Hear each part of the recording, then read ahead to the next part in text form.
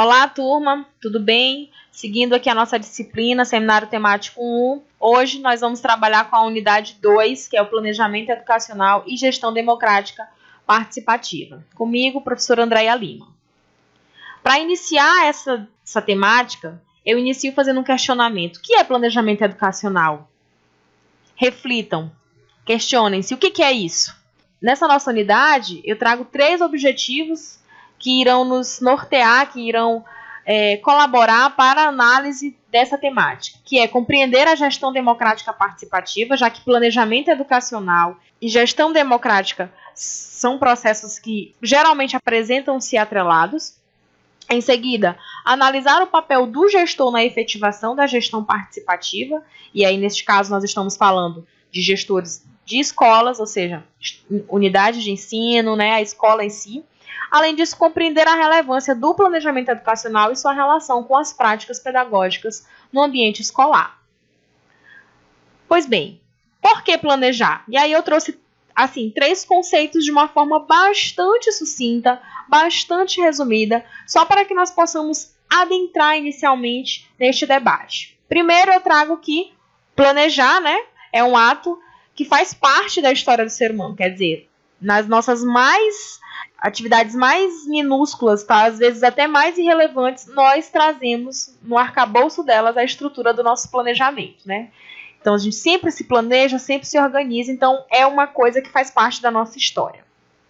Eu trago ainda a noção do Paro 1997, que vai retratar o ato de planejar como aquele que é um processo, O planejamento leva os indivíduos que dele participam a discutirem suas próprias concepções acerca do que é planejar, estabelecer suas metas e escolher as melhores formas de alcançá-las. Fazendo isso, os indivíduos participam da elaboração de determinado planejamento. E ainda, o planejamento pode ser entendido como o processo no qual são envolvidos uma ou mais pessoas com o próprio pensar sobre os melhores meios de realizar uma determinada tarefa.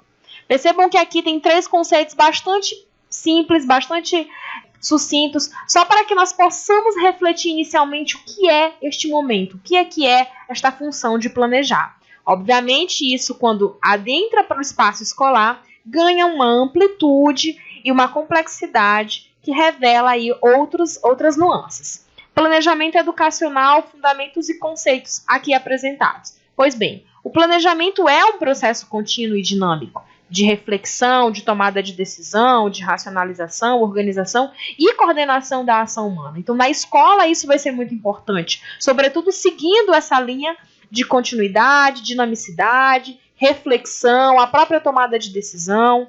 Na esfera escolar, o plano é o produto desta reflexão e tomada de decisão. Então, nós vamos ter um plano de ensino, um plano de disciplina, todas essas materializações, elas são frutos deste planejamento educacional. O planejamento revela ainda o referencial teórico, quer dizer, uma concepção que pode estar em 2 perspectivas, de educação e de aprendizagem e ensino. Quer dizer, lá no planejamento, você tem esse viés. Aqui mesmo, na disponibilização desta disciplina e da ementa que aqui foi apresentada para vocês, aqui apresenta uma concepção de educação e de aprendizagem e ensino, Quais as perspectivas que o professor quer com aquele aluno? Ou quais perspectivas a escola quer com os sujeitos que está formando? Então, esta é, basicamente, a função e razão deste planejamento educacional. Eu trago aqui alguns níveis de planejamento educacional para que vocês possam perceber, obviamente fundamentado aqui nos autores, para que vocês possam perceber algumas dessas características, os tipos e os níveis deles. Eu trouxe primeiro aqui, planejamento educacional, de uma forma ampla aqui. O que é ele? É o planejamento de maior abrangência, correspondendo ao planejamento que é feito em nível nacional e municipal, o Vasconcelos, 1997, página 13, que vai trazer isso. E aí está de uma forma ampla, Vamos pensar aqui, a própria LDB é um tipo de planejamento educacional, distribuído num dispositivo legal, porque dali tem uma orientação, tem recomendação, enfim. Nós podemos pensar nessa perspectiva. O planejamento curricular, o que vai ser? É o processo de tomada de decisões sobre a dinâmica da ação escolar. É a previsão sistemática e ordenada de toda a vida escolar do aluno. Vasconcelos também destaca isso. Quanto ao planejamento escolar, é o planejamento global, né, de modo geral, da escola, que envolve o processo de reflexão e decisões sobre a organização, o funcionamento e a proposta pedagógica. E, por fim, eu trago aqui ainda o planejamento de ensino, que é o processo de decisão sobre a atuação concreta do professor em constante interação com os seus alunos. Tem ainda outros que vão se tratar de plano, projeto e programa, ainda nessa linha. O plano, o que seria um plano? É um planejamento colocado no papel, consta o que se pensa fazer, como, quando, com quem e com quem fazer.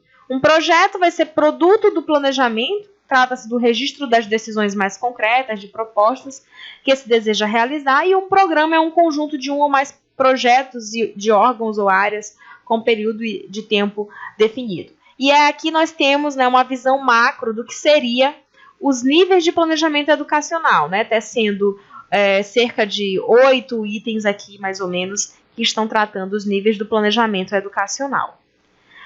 Bom, ainda nesse segmento de tipos e níveis de planejamento educacional, nós vamos ter aqui, né, o Sistema Nacional Educacional, que vai estar dividido entre federal, e aí nós vamos ter o Plano Nacional de Educação, conhecido como PNE, que está com a sua vigência de 2014 a 2024, então nós estamos em plena vigência do plano. Temos ainda a esfera estadual, e dentro dela nós teremos o Plano Estadual de Educação, considerado PEE, e na esfera municipal teremos o Plano Municipal de Educação, que é considerado PME, em que os municípios fazem essa orientação. Ainda nesse ciclo de hierarquia, nós vamos ter, né, o planejamento que vai se dar no âmbito escolar, que tem o próprio planejamento escolar e o curricular. E, por fim, os didáticos de ensino. Por quê? Eles são aquela materialização lá na sala de aula. E aí eles vão se aplicar onde? Nas disciplinas ou nas unidades, nos planos de aula de modo geral. Essa figura colocada aqui, ela não foi colocada aleatória, não. É para que vocês percebam mesmo esse ciclo, tá? Um ciclo que é hierárquico, mas ao mesmo tempo é cíclico, é movimento e retorna. E a escola como a figura e a instituição onde, na verdade, vai receber todo esse planejamento educacional. Todo o planejamento educacional, desde a esfera federal até a municipal, vai estar concebido no âmbito da escola. E é por isso que eu trouxe aqui para fazer a ilustração para vocês. Agora, quanto à importância do planejamento escolar. Por que é importante? Bom, a gente já viu alguns conceitos lá atrás e viu que planejamento é essa orientação, né? Então, assim, precisamos planejar em função de 2 aspectos. E aí eu vou colocar aqui quais são eles. Primeiro, qualificação da ação, né? Isto é, demonstrar a intencionalidade. Do que é que nós estamos falando, né? Por que nós precisamos planejar? Planejar é para trazer justamente essa primeira ideia, demonstrar a nossa intencionalidade. E como professores, nós devemos sempre demonstrar que intencionalidade nós estamos tratando. E em seguida, a complexidade do real. Quer dizer, sem planejamento não tem como você fazer um trabalho pedagógico coerente, já que o real é complexo, então por isso você precisa planejar. Você não tem como em cima da hora inventar. Por mais que os professores, com a sua grandiosa habilidade, em função das inúmeras atividades e tarefas no qual é submetido, consiga às vezes fazer alguns arranjos no cotidiano, mas o que é coerente, né, e ele deve estar sempre ancorado no seu planejamento, justamente para que ele possa compreender a complexidade desse real, que é da atividade em si. E daí nós vamos perceber que essa realidade ela não se dá de forma imediata, né? É necessário haver um diagnóstico, uma análise, uma reflexão, para então se constituir esse planejamento e, obviamente, que ele seja flexível, para que seja passível de mudanças. Diante da resistência da realidade, temos necessidade de conhecer seus múltiplos nexos. E aí eu trago que difícil não é planejar, é conhecer o que se planeja. Às vezes você tem um plano muito bonito, teoricamente falando, e que na prática ele realmente é inviável, por vários motivos, né? E daí você acaba inviabilizando aquilo que se pensou, né? E a sua própria intencionalidade, já que você não conseguiu concretizar a ação do seu ato de planejar.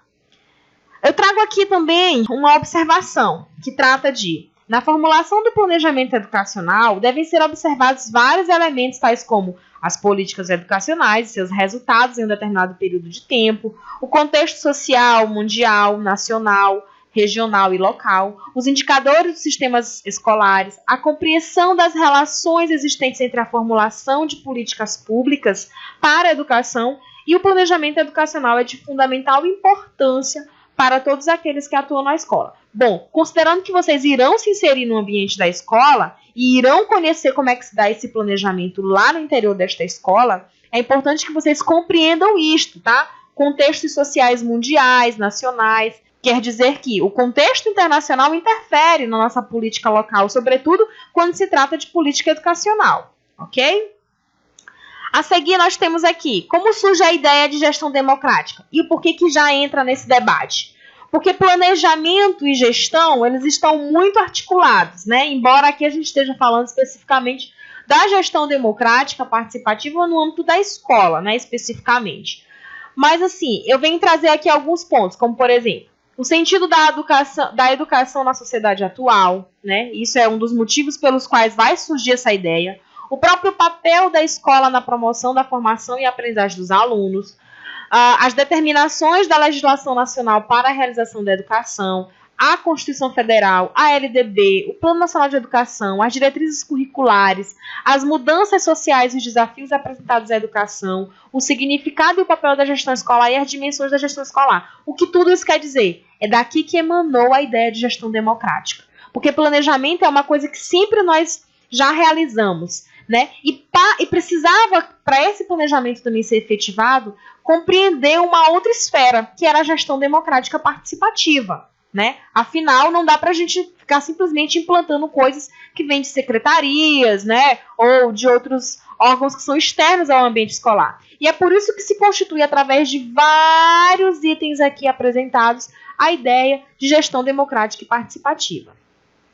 E eu trouxe também aqui alguns modelos de gestão para que vocês possam se familiarizar. Até porque, como vocês irão inserir-se no ambiente escolar, é importante vocês conhecerem que tipo de gestão que está sendo feita naquela escola. Porque às vezes a gente diz que a gestão é democrática, mas na verdade não é. Então, aqui no item 1 nós temos a gestão educacional, que ela vai estar vinculada a quê? À Constituição Federal de 88 e define a gestão democrática do ensino público na forma de lei. Quer dizer, é lei e deve ser cumprida, por mais que isso, em algumas instituições de ensino, né, de educação básica, não ocorra. A gestão escolar é o quê? Otimizar os processos diários, aumenta e melhora a eficiência do ensino dentro da instituição, né? Ou seja, é o gestor mesmo lá dentro fazendo esse trabalho. E a gestão democrática e participativa, que organiza os sistemas federal, estadual e municipal e delibera sobre o papel de cada um e articula entre as instâncias que determinam sobre as normas, execução e deliberação do setor educacional. Ou seja, haver uma orientação, uma articulação entre os entes federados, né? Entre União, estados e municípios dentro dessa perspectiva, tá? A gestão participativa, né, democrática e participativa, tem ainda é ainda definida como um momento de prática coletiva e social, ou seja, um processo de participação de todos. Este deve ser claramente inserido as condições da realidade que atua. Ela vai se caracterizar também por uma ação que visa a mudança nas relações de poder, transformando de verticais, que são ideológicas e coercitivas, para horizontais, né, que vão estar mais na perspectiva dialógica e democrática. Mas para isso é necessário também mudanças de atitude nos agentes, né, os sujeitos. Percebam que gestão democrática participativa está muito ligada aos sujeitos que executam ela, porque na verdade é a personificação disso, né?